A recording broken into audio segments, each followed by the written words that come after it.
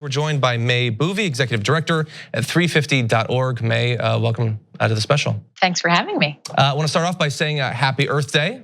Same to you. That's probably going to be the most optimistic thing that we talk about in this interview. So I guess we should start off getting serious on climate change and other environmental concerns. How have the past 2 years gone from your point of view?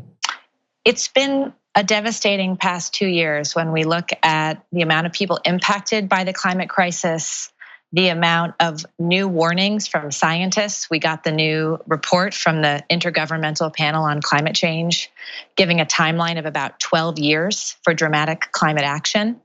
So the urgency has been underscored in the past 2 years, and in numerous countries, we're seeing policies taking us in the wrong direction.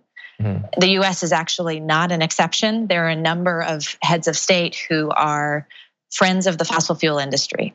So this has been a 2 years for people in the climate movement to really understand what we're up against, strategize, and be grounded in our allies and the fight ahead. So I guess sort of related to that, are there either policy wins in the US or changes you're seeing made in other countries over the past year or so that have given you hope in this area?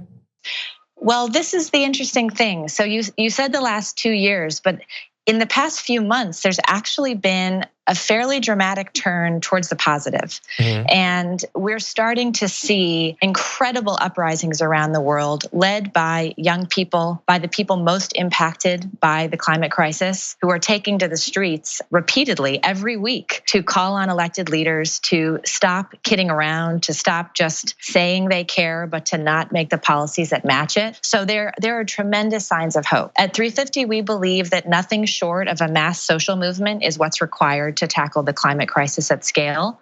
And that means new people joining this movement, the movement becoming more diverse across every measure, and people repeatedly raising their voices in protest of policies that don't work. And so that is what's starting to shift.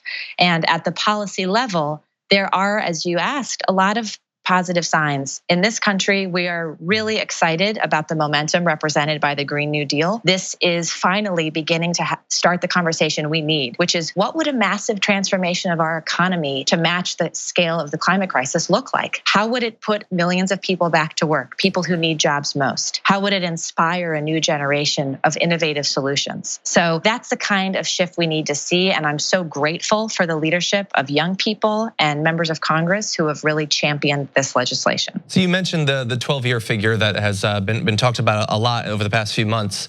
But obviously, the earlier we get started, the better. We don't want to wait until 11 years and 11 months have gone by.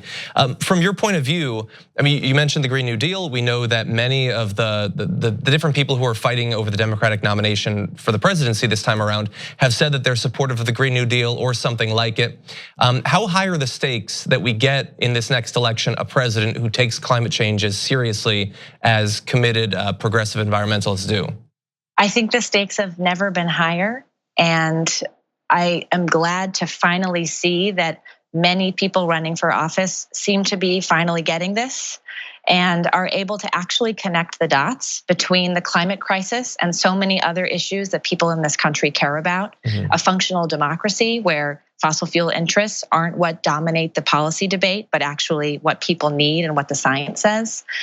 A policy mechanism that actually grapples with the massive inequality that we see in this country. So there seems to be a growing awakening among politicians that this crisis is real and urgent, and that it's actually connected to the other things that they want to change about this country.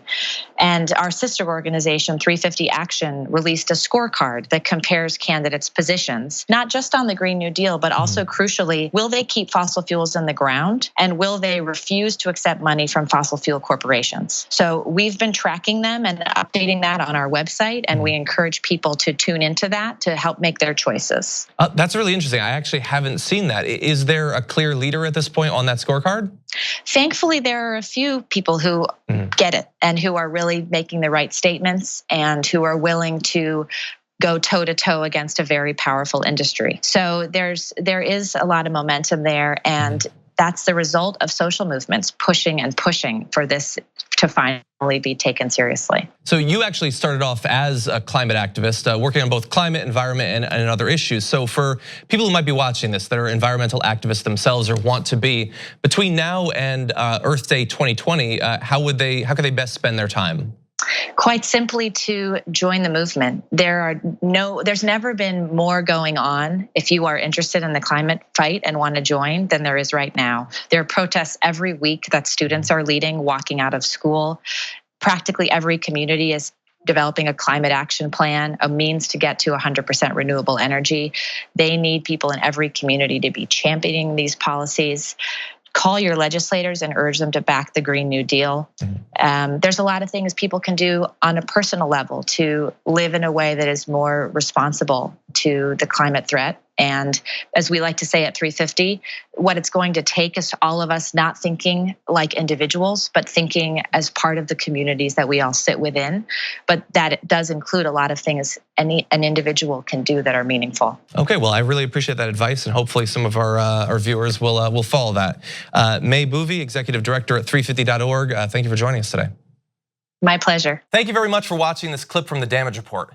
If you liked it, don't forget to subscribe to this channel and ring the bell on YouTube to get notifications of our new videos. And of course, you can catch the full Damage Report live every weekday at 1 p.m. Eastern, 10 a.m. Pacific on TYT Network on YouTube TV.